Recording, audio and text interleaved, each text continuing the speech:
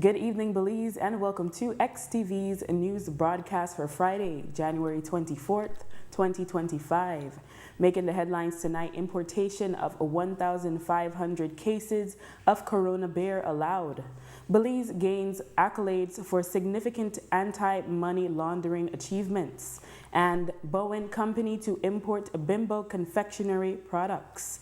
We take our first break and return with the news in detail.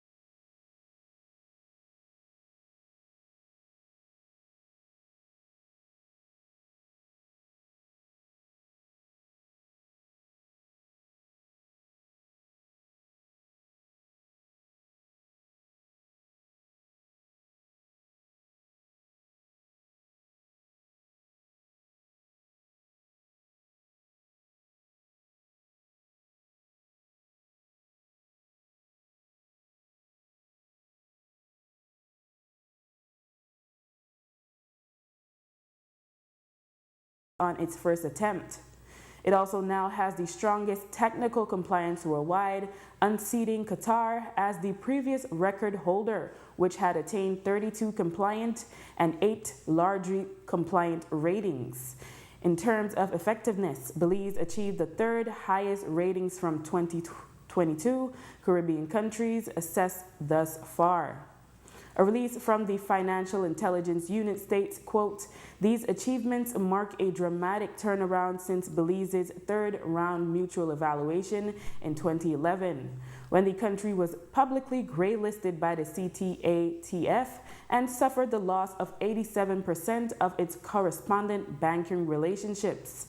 Belize's progress underscores years of dedicated effort and collaboration across public and private sectors," end quote. Authorities will hold a press conference about the achievement on Monday. The Judicial Education Institute of the Senior Courts of Belize on Thursday organized a virtual training for stakeholders regarding the newly introduced Senior Courts Civil Procedure Rules, which is the first revision to the rules that went into effect almost 2 decades ago in 2005. The new rules plug holes that judges had to decide on based on their own judgment. In attendance were jurists from Belize and the Caribbean, as well as registrars and members of the public and private bar and other stakeholders in Belize. One of the matters on which the new rules now provide certainty is the open justice principle, which, according to Jordan Jarrett, was not clearly addressed in our procedural law. This has to do with whether court proceedings are open or closed. Jarrett is a senior judicial counsel in the Court of Appeal of Jamaica. Open justice principle is a long-standing principle at common law, which essentially says in furtherance of the rule of law, court proceedings should be open unless there is a compelling reason that they should not be. And so Rule 2.7 now expressly codifies in Belize's procedural rules this principle and states exceptions for when the principle may be derogated. 2.7 sub-rule, let's start at 5. Where a hearing takes place in public, the court is not required to make any special arrangements to engage the public to enter the hearing. Sub-rule 6, unless the court orders otherwise, a hearing shall be deemed to have taken place in private if it is concerned with the welfare of a minor or a person under disability. It is an application by a trustee or a court-appointed officer which is concerned with the administration of a trust, asset, or estate, or it is concerned with arbitration. The court may direct that any other hearing or a part of it may take place in private if A, publicity would defeat the object of the hearing, it relates to a matter of national security, it involves confidential information and publicity would damage that confidentiality, or it is the hearing of an application made without notice, or the court considers it to be necessary in the interests of justice. So the rules now provide a clear roadmap for judges and litigants to know when matters should be heard in private, and it gives those concrete examples. After the break, Belize and Guatemala collaborate with El Salvador for deportation of gang members. Stay with us.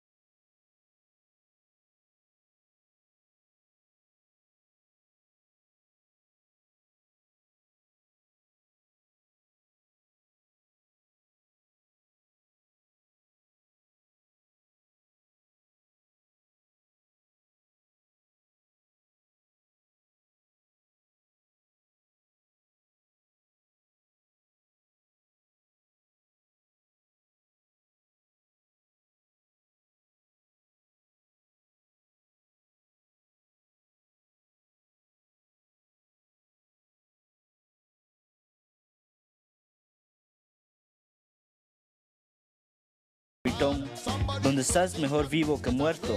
Farmacia Freetown, teléfono 22 32 87 6. El Salvador media reported on January 21st that 2 gang members from that country were deported from Belize and Guatemala. According to Diario El Salvador, the men had arrest warrants out for extortion and homicide. They are Rafael Miguel and Angel Leiva and Oscar Francisco Portillo Alvarez. The security minister from El Salvador said the men were detained thanks to collaboration among all countries. Both men are reported to be members of Gang 18. They will now face arraignment for the charges against them. Chester Williams is the commissioner of police, but he also owns a car dealership. The business is run by one of his sons. In recent times, many people have reported by being scammed by car dealers, and several cases have even ended up in court. The Compo was asked for tips that could help consumers avoid shady business. There have many people who are car dealers. I ensure that if it is that you're going to enter into business with people, they must give people what they ask for. And if you made a contract or a promise to do something for a person, i.e. bringing a vehicle by a particular time, they must ensure you bring that vehicle in by a particular time. But again, persons who are buying vehicles need to be more responsible in terms of knowing who they're buying vehicles from. And likewise, do not give all your money to people. If it is that you want someone to bring a vehicle for you, give them maybe half of the money or a certain portion of the money. When you receive a vehicle, upon delivery to you, you pay the balance.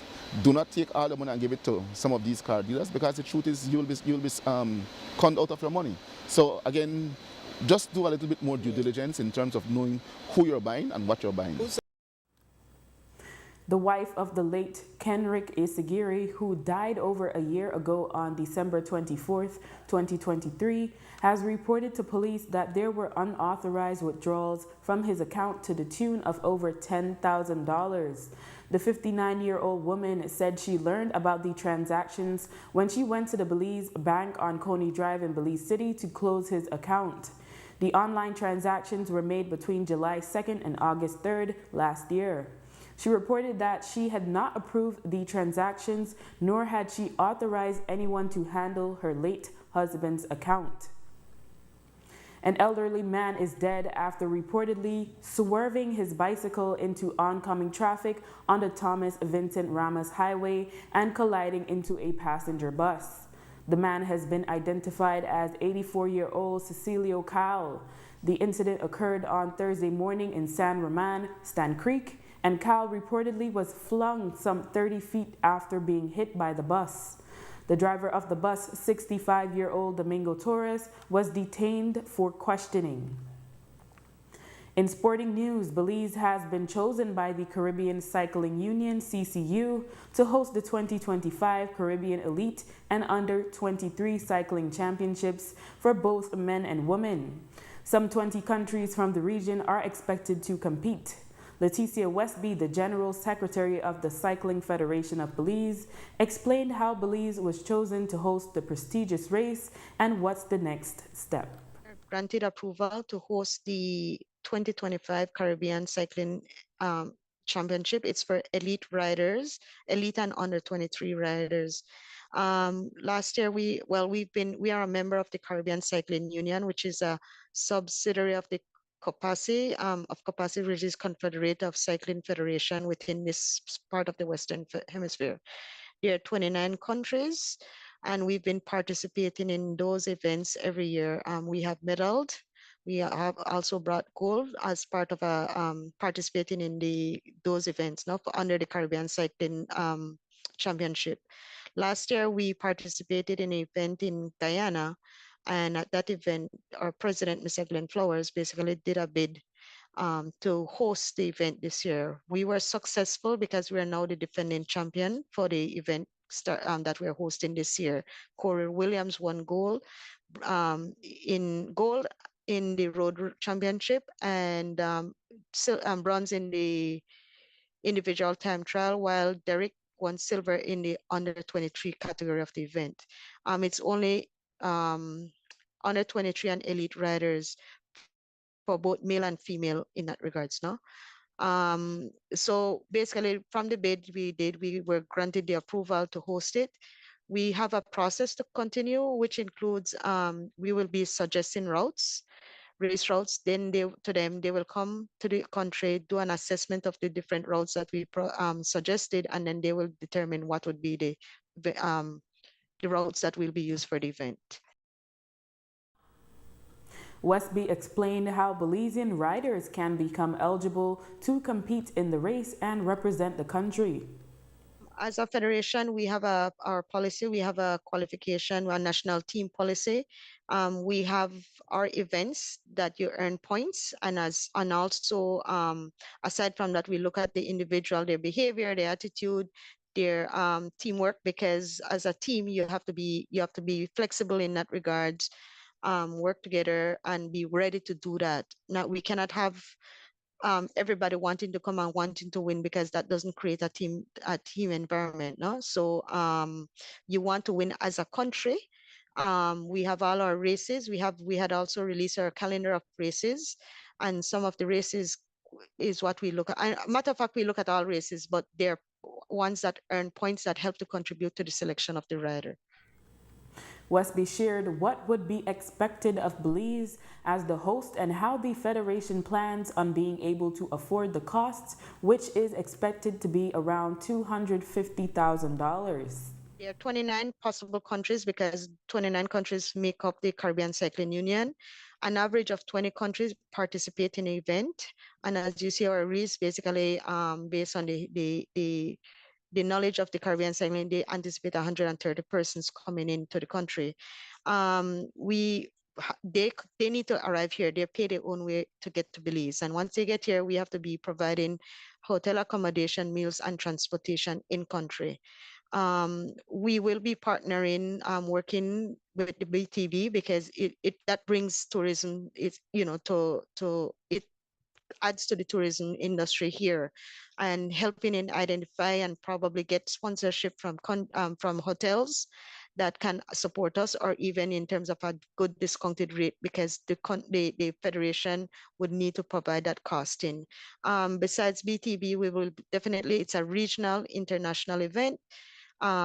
Work with the government to get subsidies in that regards, and look at big corporate sponsors, and I mean even the hotel industry, as I said, to support our event, to minimize the costs, because we have to come up with the costs of supporting. We are anticipating about over $200,000 to $250,000 to host the event.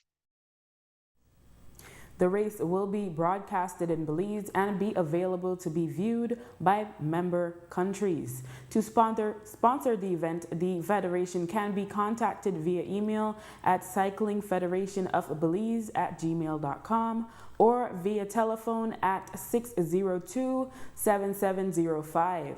Westby can be contacted at 610-3865. In related news, the Cycling Federation of Belize's calendar of events are well underway. As races are approaching across the country, cyclists will be on the nation's highways to train. Leticia Westby, the General Secretary of the Cycling Federation of Belize, explained that cyclists have nowhere else to train and must use the highways. Westby pleads with motorists to drive with caution when they approach cyclists on the highways. In terms of the safety of our riders, their training, and with the fact that this event is in October 9th to the 13th, that means you will find that the riders will be more on the highway, and we ask all motorists to please take that into mind. The guys are training. We have no other alternate but to use the road of Belize to train on. And remember, these are our athletes. They're young people who could be productive to in our community, and they do have families. So be mindful of them when you're driving. After the break, Belize to host a General Assembly for the Central American Volleyball Association. Stay tuned. Marlon Castillo Quality Meats. For the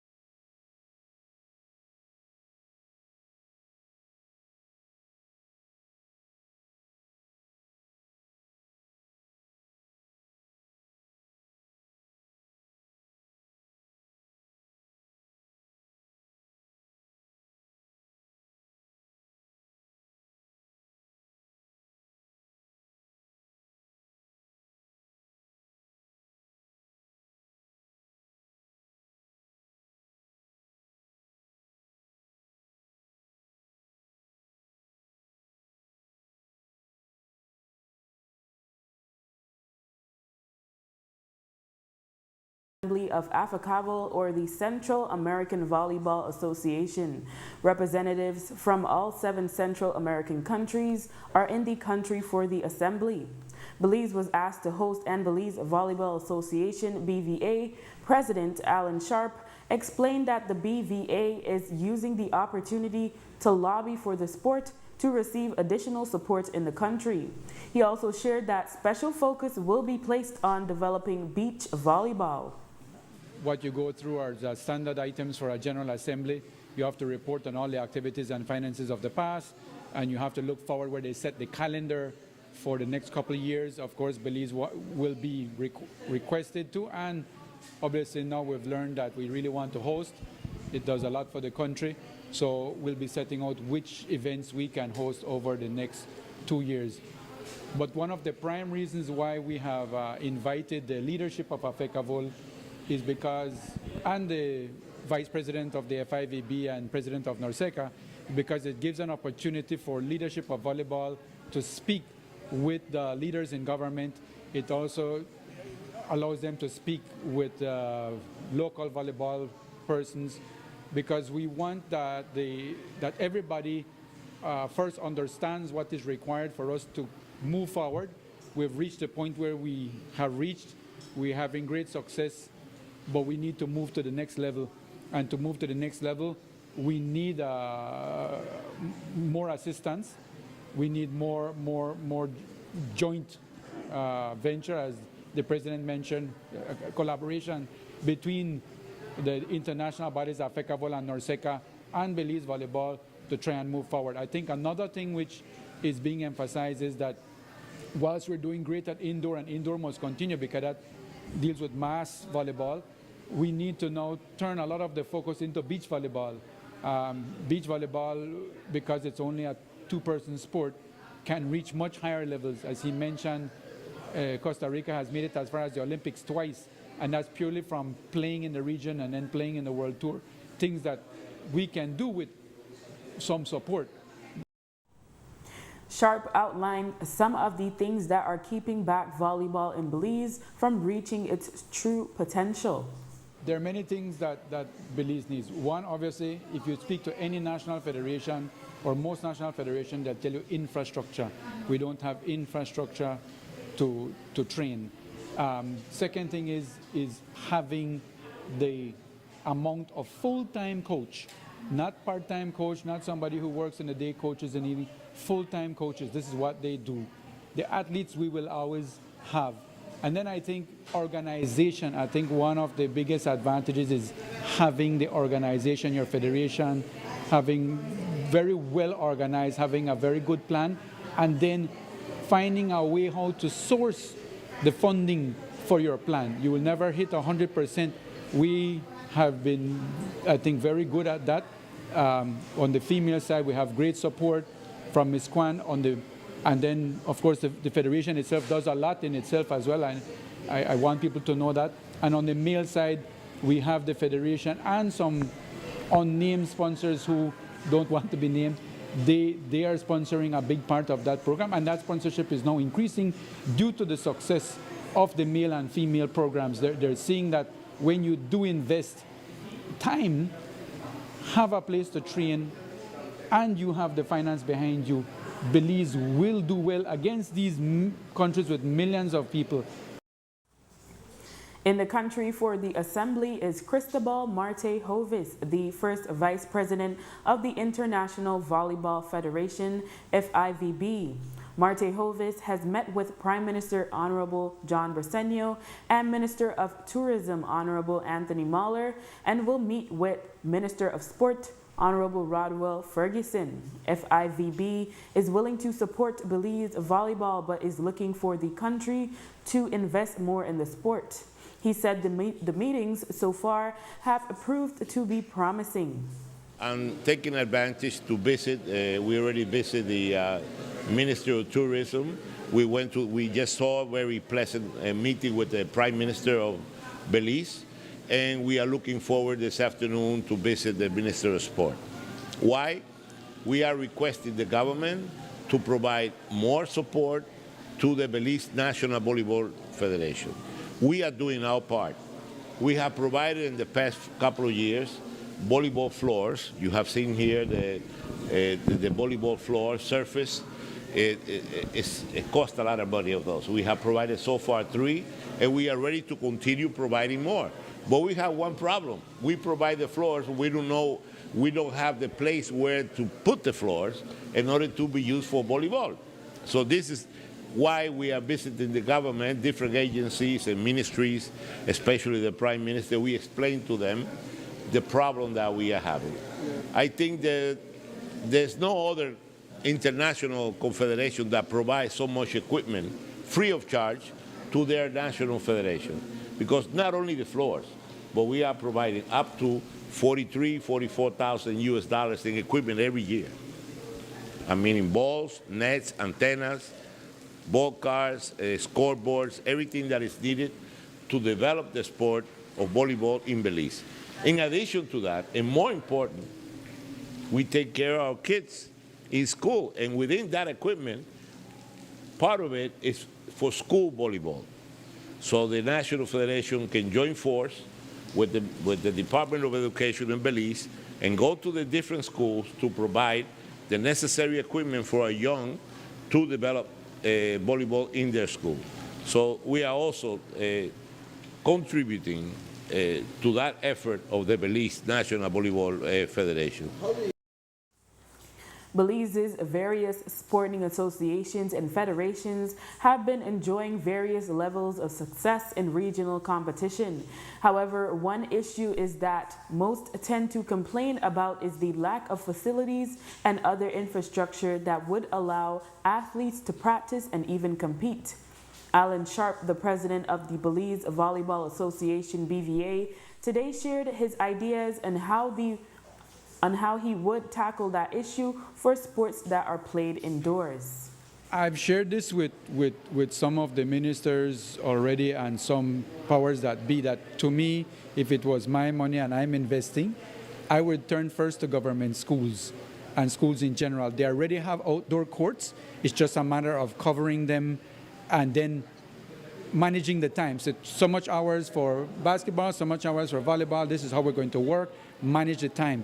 By having that also, the schools will take much better care of the facility because it's their facility. They own it. It's for them. Second, there are teams of different sports that will pay to rent the space so they get the income to maintain that facility. So if it was my money putting out, I would recommend highly we start with schools because they benefit all day from it. And which is what we want. We want more sport in schools. We want to start at a younger age. So imagine having, like today in Belize City, which schools can have PE, which schools can train, right? Only the very few that have covered facility. So the rest can't. This is a detriment. And how much days per year is it rain in Belize, you know? So we need to have them covered. And I think that would be the quickest way to move forward. Once you have the covered facilities, the demand will even go higher. There's more demand right now to use courts, whether it be basketball or volleyball or table tennis or karate. They are all demanding use of facility, and I believe you can rent the facility, but first you need to build the facilities. And this is one of the areas I would love to see that government comes in and looks at, investigate, and see how we could get that done. The Statistical Institute of Belize, SIB, released figures this week which show that consumer prices rose by 2% in November 2024 when compared to November 2023. This reflects all categories of consumer goods and services. The main drivers of this increase were the rising cost of food products, restaurant services, and home rentals. The inflation rate for food and non-alcoholic beverages stood at 3.6%, while the housing, water, electricity, gas, and other fuels category had an inflation rate of 2.5%, and restaurants and accommodation services increased by 2.4%. In the food category, the items with the largest increases were cabbage at 30.5%, grapefruits at 23.3%, lime at 20.4%, soursop at 18.3%, and white bread at 14.6%. Items that showed a decrease were cucumber down 19.8%, Sugar down 8.7%, and okra down 6%. And the latest figures from the Statistical Institute of Belize, SIB, revealed that Belmopan and Corozal Town saw the highest inflation at 4.0% each in November 2024 when compared to November 2023. Meanwhile, figures show that Independence did not see inflation on average with a rate of negative 0.01%. San Pedro had an inflation of 3.2%. Benque Viejo del Carmen had a rate of 2.6%, while Orange Walk Town was at 2.3% and Belize City at only 1.1%. And with that, we have come to the end of our newscast. A repeat can be viewed on the station later tonight at 9 and again Monday at midday. Join us again Monday for another news broadcast. I am Drea Espinosa. Have a safe and enjoyable weekend.